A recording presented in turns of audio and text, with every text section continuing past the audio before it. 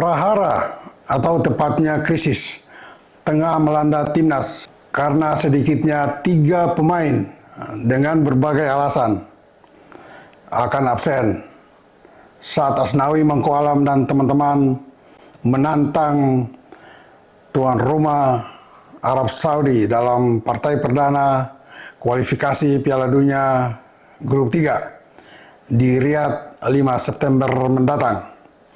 Dan tidak itu saja, pelatih Sintayong atau STY harus menghilangkan egonya saat mempersiapkan dan membangun timnas menjadi lebih solid di partai pembuka tersebut dengan memasukkan beberapa pemain yang sebelum ini dicampakannya.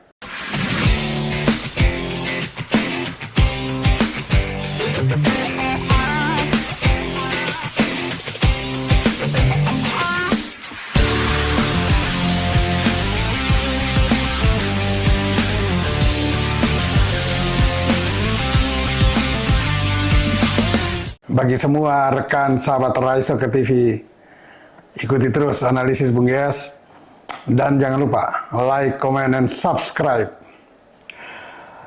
Tidak lama lagi, ya, kita semua akan menikmati sajian-sajian yang menegangkan tentunya, di mana timnas kita memulai mengawali membangun harapan untuk membawa Indonesia bisa lolos ke Piala Dunia, dimulai dengan perjalanan awal 5 September mendatang. Ya. Nah, persiapan tim itu, ya, tim yang ditangani oleh pelatih Sintayong sejauh mana sudah berlangsung. Karena partai pembukaan di Riyadh sangat menentukan langkah Indonesia selanjutnya dari 10 pertandingan yang akan diselesaikan di grup C nantinya.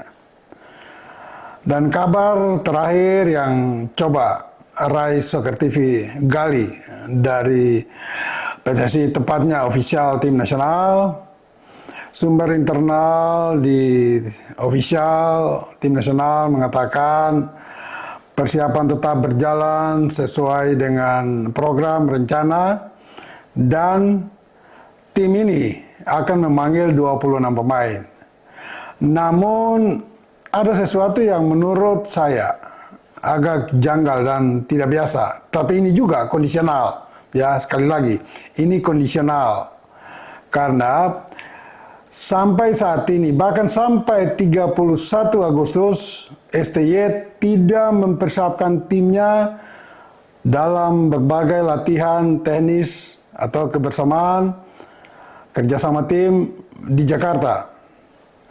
Mereka langsung terbang ke Riyadh. Di sana akan menyusul atau bergabung tim atau pemain-pemain keturunan dari berbagai negara, lebih banyak dari Belanda tentunya, atau mayoritas semuanya dari Belanda. Ini memang berbeda, ya, berbeda dengan pengalaman saya khususnya, atau kita semua tahu bahwa tim nasional ketika mempersiapkan tim selalu bekerja sama dalam TC, latihan bersama dalam TC di Jakarta atau di berbagai kota di Indonesia sampai pada hari H atau seminggu menjelang hari H pertandingan. Namun kali ini tidak, ya, kali ini tidak karena ada kondisional di sana, faktor kondisional. Mengapa? Karena sejumlah besar, sekitar 12 bahkan sampai 14 pemain keturunan yang kalau dipanggil semua oleh STY akan mengisi tim kita, dan mereka ini ada di luar negeri, lebih banyak ada di Belanda. Mereka tidak mungkin akan hadir, ya, di tanah air bersama bergabung dengan pemain-pemain lokal yang dipanggil dalam tim yang jumlahnya nanti ada 26 orang. Sehingga STY, ya, dan mungkin official timnas menerima kondisi yang ada. Tetap berangkat ke Riyadh, tetapi tidak mengawali persiapan yang lebih baik di Indonesia.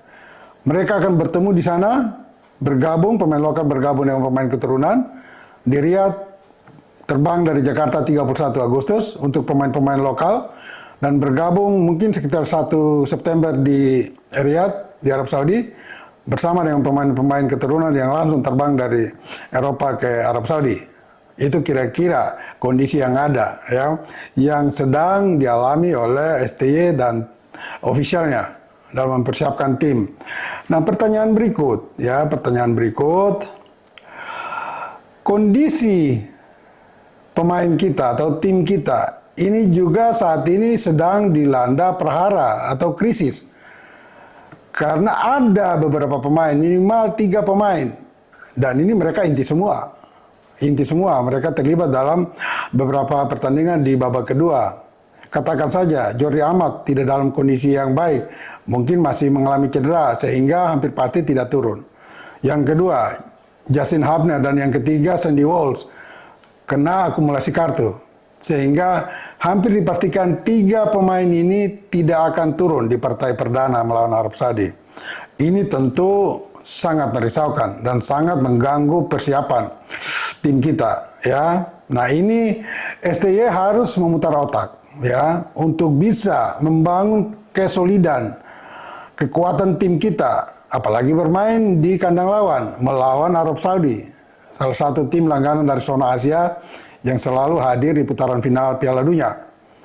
Jadi, tanpa 3 pemain ini, bagaimana STY bisa merangkum seluruh pemain yang ada, stok pemain yang ada, baik keturunan maupun lokal, menjadi satu tim yang sangat solid. Nah, ada beberapa pemain yang memang pantas mendapat tempat di tim kita, ya, khususnya pemain-pemain keturunan. Tetapi mereka ini pernah berseberangan atau ada gesekan antara STY dengan mereka. Nah, untuk ini STY harus hilangkan egonya. Karena keadaan yang memang mendesak bagi dia. Tidak bisa dia tidak memanggil mereka. Saran saya, STY harus hilangkan egonya dan memanggil mereka. Sebut saja Elkan Bagot. Ya, dan juga Stefano Lillipali. Ya, Stefano Lillipali. Nah, 2 pemain ini harus mutlak dipanggil. Karena kalau dilihat dari 3 pemain yang saya sebut tadi bakal absen, ada 2 diantaranya adalah pemain belakang, Jordi Amat dan Justin Hubner. Nah, berarti stok pemain belakang yang benar-benar inti pemain belakang hanya tinggal, ya, 3 orang. 2 pemain lokal, Rizky Ridho dan Muhammad Ferrari, dan 1 pemain keturunan, Jaitzes. Sementara Jordi Amat yang biasanya ada di lini belakang, ya memang absen, dan juga Justin Hubner. Nah, untuk memperkuat lini belakang ini, STY tentu butuh seorang Elkan Bagot untuk melengkapi formasi di belakang. Kalau STY masih memainkan pola 3 belakang, dia punya stok yang cukup. Ya, ada Elkan Bagot, ada Jaitzes, ada Rizky Ridho. Mungkin Muhammad Ferrari bisa menjadi cadangan. Itu pilihan paling ideal, ya, paling ideal untuk tim kita. Nah, di depan kita lihat bahwa pernah sudah dimainkan juga Calvin Verdong dan juga Ragnar Orotmangun mendampingi Rafael Strijk. Tetapi ada Stefano Lillipali yang sudah diintip oleh pelatih penyerang yang baru didatangkan dari Korea untuk memperkuat tim ofisial Sintayong. Dia sudah mengintip Stefano Lillipali, pemain yang pernah juga terjadi gesekan dengan Sintayong, sehingga Sintayong mencampakkan dia sama dengan Elkan Bagot yang juga ada gesekan di sana ketika tidak masuk dalam timnas, tidak memenuhi panggilan untuk bergabung dalam timnas melawan Guinea di babak kualifikasi menuju Olimpiade.